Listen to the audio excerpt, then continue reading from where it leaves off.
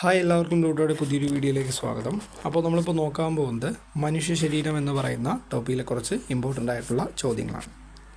അപ്പോൾ ഒന്നാമത്തെ ചോദ്യമാണ്, മസ്തിഷ്കത്തെ പൊതിഞ്ഞു സൂക്ഷിക്കുന്ന ആവരണമായ മെനിഞ്ചസിൻ്റെ ആന്തരപാളികൾക്കിടയിലും മസ്തിഷ്ക അറകളിലും നിറഞ്ഞിരിക്കുന്ന ദ്രവം ഏത് ദ്രവമാണ്? അത് സെറിബ്രോസ്പൈനൽ ദ്രവമാണ്. അപ്പോൾ മസ്തിഷ്കത്തെ പൊതിഞ്ഞു സൂക്ഷിക്കുന്ന ആവരണമായ മെനിഞ്ചസിൻ്റെ ആന്തരപാളികൾക്കിടയിലും മസ്തിഷ്ക അറകളിലും നിറഞ്ഞിരിക്കുന്ന ദ്രവം ഏതാണ്? അത് സെറിബ്രോസ്പൈനൽ ദ്രവമാണ്. മസ്തിഷ്കത്തിൻ്റെ ഏറ്റവും വലിയ ഭാഗമായ സെറിബ്രത്തിൻ്റെ ചാര നിറമുള്ള പുറം ഭാഗം അത് കോർട്ടെക്സ് ആണ്. മസ്തിഷ്കത്തിൻ്റെ ഏറ്റവും വലിയ ഭാഗമായ സെറിബ്രത്തിൻ്റെ ചാര നിറമുള്ള പുറം ഭാഗം ഏതാണ്? അത് കോർട്ടെക്സ് ആണ്. തലച്ചോറിൽ പ്രത്യേക ഗാംഗ്ലിയോണുകളുടെ നാശം മൂലവും ഡോപ്പാമിൻ എന്ന നാഡീയ പ്രേക്ഷകത്തിൻ്റെ ഉൽപ്പാദനം കുറയുന്നത് മൂലവും ഉണ്ടാകുന്ന രോഗം ഏത് രോഗമാണ്? അത് പാർക്കിൻസൺസ് രോഗമാണ്. അപ്പോൾ തലച്ചോറിൽ പ്രത്യേക ഗാംഗ്ലിയോണുകളുടെ നാശം മൂലവും ഡോപ്പാമിൻ എന്ന നാഡീയ പ്രേക്ഷകത്തിൻ്റെ ഉൽപ്പാദനം കുറയുന്നത് മൂലവും ഉണ്ടാകുന്ന രോഗം ഏതാണ്? അത് പാർക്കിൻസൺസ് രോഗമാണ്. കണ്ണിൻ്റെ ദൃഢപടലത്തിൻ്റെ മുൻവശത്ത് കോർണിയ ഒഴികെയുള്ള ഭാഗങ്ങൾ ആവരണം ചെയ്ത് സംരക്ഷിക്കുന്ന സ്ഥലം ഏതാണത്? അത് കൺജങ്ക്റ്റൈവയാണ്. അപ്പോൾ കണ്ണിൻ്റെ ദൃഢപടലത്തിൻ്റെ മുൻവശത്ത് കോർണിയ ഒഴികെയുള്ള ഭാഗങ്ങൾ ആവരണം ചെയ്ത് സംരക്ഷിക്കുന്ന സ്ഥലം ഏതാണ്? അത് കൺജങ്ക്റ്റൈവയാണ്. പാൻക്രിയാസ് ഗ്രന്ഥിയിലെ ഐലറ്റ്സ് ഓഫ് ലാംഗർഹാൻസിലെ ബീറ്റ കോശങ്ങൾ ഉൽപ്പാദിപ്പിക്കുന്ന ഹോർമോൺ അത് ഇൻസുലിനാണ്. പാൻക്രിയാസ് ഗ്രന്ഥിയിലെ ഐലറ്റ്സ് ഓഫ് ലാംഗർഹാൻസിലെ ബീറ്റ കോശങ്ങൾ ഉൽപ്പാദിപ്പിക്കുന്ന ഹോർമോൺ ഏതാണ്? അത് ഇൻസുലിനാണ്. രക്തത്തിൽ ഗ്ലൂക്കോസിൻ്റെ സാധാരണ അളവ് 70 മുതൽ 110 mg/100 ml ആണ്. അപ്പോൾ രക്തത്തിൽ ഗ്ലൂക്കോസിൻ്റെ സാധാരണ അളവ് എത്രയാണ്? 70 മുതൽ 110 mg/100 ml. ഭ്രൂണാവസ്ഥയിലോ ശൈശവാവസ്ഥയിലോ ശരിയായ അവസ്ഥയിലോ തൈറോക്സിൻ്റെ ഉൽപ്പാദനക്കുറവ് മൂലം ശരിയായ ശാരീരിക മാനസിക വളർച്ച തടസ്സപ്പെടും. ഈ അവസ്ഥ അറിയപ്പെടുന്ന പേരെന്താണ്? അത് ക്രെട്ടനിസം എന്നാണ് അറിയപ്പെടുന്നത്. ഭ്രൂണാവസ്ഥയിലോ ശൈശവാവസ്ഥയിലോ തൈറോക്സിൻ്റെ ഉൽപ്പാദനക്കുറവ് മൂലം ശരിയായ ശാരീരിക മാനസിക വളർച്ച തടസ്സപ്പെടുന്ന അവസ്ഥ ഏതാണത്? അത് ക്രെട്ടനിസമാണ്. രക്തത്തിലെ കാൽസ്യത്തിൻ്റെ സാധാരണ അളവ് 9 to 11 mg/100 ml ആണ്. ഇപ്പോൾ രക്തത്തിലെ കാൽസ്യത്തിൻ്റെ സാധാരണ അളവ് എത്രയാണ്? 9 to 11 mg/100 ml ആണ്. വളർച്ചാഘട്ടത്തിന് ശേഷം സൊമാറ്റോട്രോപ്പിൻ എന്ന ഹോർമോണിൻ്റെ അമിത ഉൽപ്പാദനം മൂലം മുഖം, താടിയെല്ല്, വിരലുകൾ എന്നിവിടങ്ങളിലെ അസ്ഥികൾ വളരുന്ന സാഹചര്യം അതാണ് അക്രോമെഗാലി എന്ന് പറയുന്നത്. അപ്പോൾ വളർച്ചാഘട്ടത്തിന് ശേഷവും സൊമാറ്റോട്രോപ്പിൻ എന്ന ഹോർമോണിൻ്റെ അമിത ഉൽപ്പാദനം മൂലം മുഖം, താടിയെല്ല്, വിരലുകൾ എന്നിവിടങ്ങളിലെ അസ്ഥികൾ വളരുന്ന സാഹചര്യം ഏതാണത്? അത് അക്രോമെഗാലിയാണ്. ഗർഭാശയഭിത്തിയിലെ മിനുസപേശികളെ സങ്കോചിപ്പിച്ച് പ്രസവം സുഗമമാക്കുന്ന ഹോർമോൺ അത് ഓക്സിറ്റോസിനാണ്. അപ്പോൾ ഗർഭാശയത്തിലെ മിനുസപേശികളെ സങ്കോചിപ്പിച്ച് പ്രസവം സുഗമമാക്കുന്ന ഹോർമോൺ ഏതാണ്? അത് ഓക്സിറ്റോസിനാണ്. മോണയിലെ കുഴികളിൽ പല്ലിനെ ഉറച്ചു നിർത്തുന്ന കാൽസ്യം അടങ്ങിയ യോജക കല അത് സിമൻ്റമാണ്. അപ്പോൾ മോണയിലെ കുഴികളിൽ പല്ലിനെ ഉറപ്പിച്ചു നിർത്തുന്ന കാൽസ്യം അടങ്ങിയ യോജക കല ഏതാണ്? അത് സിമൻ്റമാണ്. ഭക്ഷണം ആമാശയത്തിലെത്തുന്നത് അന്നഭിത്തിയുടെ തരംഗ രൂപത്തിലുള്ള ചലനം കൊണ്ടാണ്. ആ ചലനത്തിൻ്റെ പേരെന്താണ്? അത് പെരിസ്റ്റാൾസിസ് ആണ്. അപ്പോൾ ഭക്ഷണം ആമാശയത്തിൽ കൂടിയാ പോകുന്ന തരംഗ രൂപത്തിലുള്ള ചലനത്തെ പറയുന്ന പേരെന്താണ്? അത് പെരിസ്റ്റാൾസിസ് ആണ്. രക്തത്തിൽ 55% വരുന്ന ഇളം മഞ്ഞ നിറമുള്ള ദ്രാവകം അതാണ് പ്ലാസ്മ. രക്തത്തിൽ 55% വരുന്ന ഇളം മഞ്ഞ നിറമുള്ള ദ്രാവകം ഏതാണ്? അതാണ് പ്ലാസ്മ. മനുഷ്യ ശരീരത്തിൽ ധമനികളെയും സിരകളെയും തമ്മിൽ ബന്ധിപ്പിക്കുന്ന നേർത്ത രക്തക്കുഴലുകൾ അത് ലോമികകളാണ്. മനുഷ്യ ശരീരത്തിലെ ധമനികളെയും സിരകളെയും തമ്മിൽ ബന്ധിപ്പിക്കുന്ന നേർത്ത കുഴലുകൾ അറിയപ്പെടുന്ന പേരെന്താണ്? ലോമികകൾ എന്നാണ് അറിയപ്പെടുന്നത്. ഒരു ഹൃദയസ്പന്ദനത്തിന് വേണ്ട ഏകദേശ സമയം 0.8 സെക്കൻഡാണ്. അപ്പോൾ ഒരു ഹൃദയ സ്പന്ദനത്തിന് എത്ര സമയം വേണം? 0.8 സെക്കൻഡ് ആവശ്യമായിട്ടുണ്ട്. ശ്വാസകോശത്തെ പൊതിഞ്ഞുള്ള ഇരട്ട സ്ഥലം അത് പ്ലൂറയാണ്. ശ്വാസകോശത്തെ പൊതിഞ്ഞിട്ടുള്ള ഇരട്ട സ്ഥലം ഏതാണ്? അത് പ്ലൂറയാണ്. രക്തസമ്മർദ്ദം അളക്കുവാൻ ഉപയോഗിക്കുന്ന ഉപകരണം സ്വിഗ്മോ മാനോമീറ്ററാണ്. ഇപ്പോൾ രക്തസമ്മർദ്ദം അളക്കുവാൻ ഉപയോഗിക്കുന്ന ഉപകരണം ഏതാണ്? അത് സ്വിഗ്മോ മാനോമീറ്ററാണ്.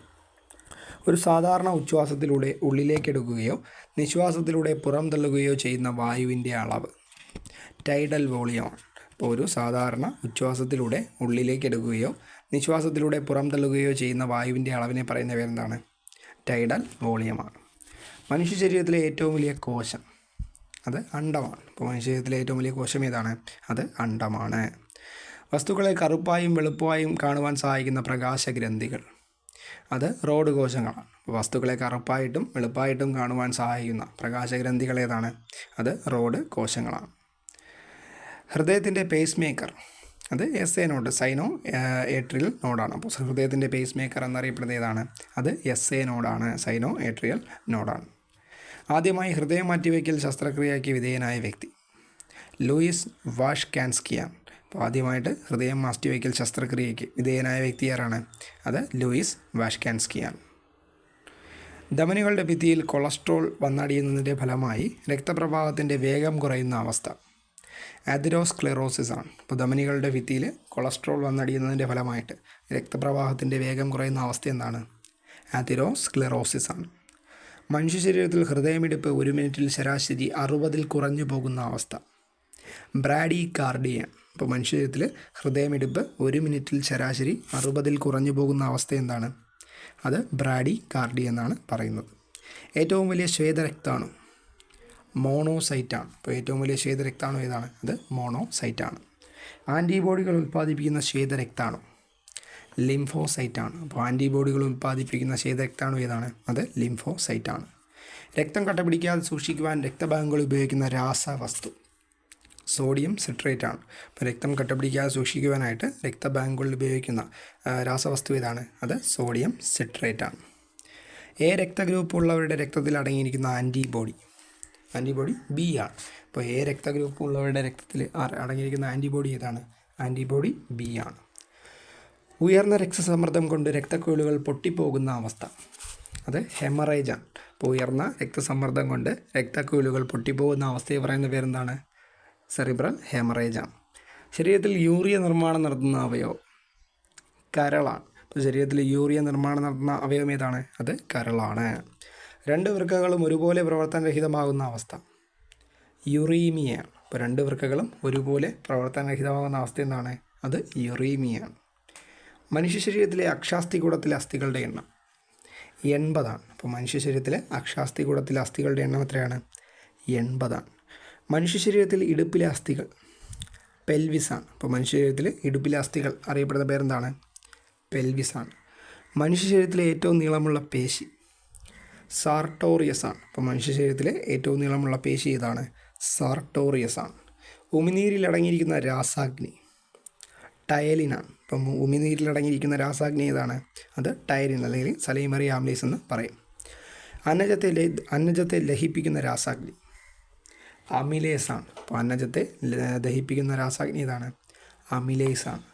പുരുഷനെ വന്ധീകരിക്കുന്ന ശസ്ത്രക്രിയ വാസക്ടമിയാണ്. പുരുഷനെ വന്ധീകരിക്കുന്ന ശസ്ത്രക്രിയ ഏതാണ്? അത് വാസക്ടമിയാണ്.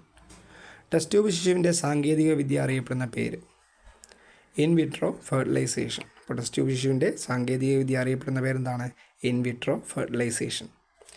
1 ഗ്രാം കൊഴുപ്പിൽ നിന്ന് ലഭ്യമാകുന്ന ഊർജ്ജം 9.3 കലോറിയാണ്. അപ്പോൾ 1 ഗ്രാം കൊഴുപ്പിൽ നിന്ന് ലഭ്യമാകുന്ന ഊർജ്ജം എത്രയാണ്? 9.3 കലോറിയാണ്. അമിത മദ്യപാനം മൂലം കരളിലെ കോശങ്ങൾക്കുണ്ടാകുന്ന ജീർണാവസ്ഥയെ പറയുന്ന പേര് സിറോസിസ് ആണ്. അമിത മദ്യപാനം മൂലം കരളിലെ കോശങ്ങൾക്കുണ്ടാകുന്ന ജീർണാവസ്ഥ എന്താണ്? സിറോസിസ് ആണ്. അരുണരക്താണുക്കളുടെ ശവപ്പറമ്പ് എന്താണ്? പ്ലീഹയാണ്. അപ്പോൾ നമ്മുടെ അരുണരക്താണുക്കളുടെ ശവപ്പറമ്പ് എന്താണ്? പ്ലീഹയാണ്. ഒരു ന്യൂറോണിൻ്റെ ആക്സോണേറ്റുകളും മറ്റൊരു ന്യൂറോണിൻ്റെ ഡെൻഡ്രൈറ്റുകളും തമ്മിൽ ബന്ധപ്പെടുന്ന ഭാഗം സിനാപ്സ് ആണ്. അപ്പോൾ ഒരു ന്യൂറോണിൻ്റെ ആക്സോണേറ്റുകളും മറ്റൊരു ന്യൂറോണിൻ്റെ ഡെൻഡ്രോണേറ്റുകളും തമ്മിൽ ബന്ധപ്പെടുന്ന ഭാഗം എന്താണ്? അത് സിനാപ്സ് ആണ്. മനുഷ്യ ശരീരത്തിലെ താപനില സ്ഥിരമായി നിലനിർത്തുന്ന അവയവം അത് ത്വക്കാണ്. അപ്പോൾ മനുഷ്യ ശരീരത്തിലെ താപനില സ്ഥിരമായിട്ട് നിലനിർത്തുന്ന അവയവം ഏതാണ്? അത് ത്വക്കാണ്. കണ്ണിൽ നിന്ന് വസ്തുവിലേക്കുള്ള ദൂരമനുസരിച്ച് പ്രതിബിംബം റെറ്റിനയിൽ തന്നെ പതിക്കാനുള്ള കാഴ്ച അറിയപ്പെടുന്ന പേര് സമജ്ഞന ക്ഷമതയാണല്ലേ. പവർ ഓഫ് അക്കോമഡേഷൻ എന്ന് നമ്മൾ ഇംഗ്ലീഷിൽ പറയും. അപ്പോൾ കണ്ണിൽ നിന്ന് വസ്തുവിലേക്കുള്ള ദൂരമനുസരിച്ച് പ്രതിബിംബം റെറ്റിനയിൽ തന്നെ പതിക്കാനുള്ള ആ ഒരു കാഴ്ച അറിയപ്പെടുന്ന പേരെന്താണ്? അത് സമജ്ഞന ക്ഷമതയാണ്. മനുഷ്യൻ്റെ സിസ്റ്റോളിക് പ്രഷർ എത്രയാണ്? 120 mmHg ആണ്. അപ്പോൾ മനുഷ്യൻ്റെ സിസ്റ്റോളിക് പ്രഷർ എത്രയാണ്? 120 mmHg ആണ്. രക്തത്തിനും കലകൾക്കും ഇടയിലെ ഇടനിലക്കാരൻ അത് ലിംഫാണ്. അപ്പോൾ അപ്പോൾ രക്തത്തിനും കലകൾക്കുമിടയിലെ ഇടനിലക്കാരൻ ഏതാണ്? അത് ലിംഫാണ്. അപ്പോൾ ഇത്രയും ചോദ്യങ്ങളാണ് നമ്മൾ ഈ ഒരു വീഡിയോയിൽ പറഞ്ഞത്.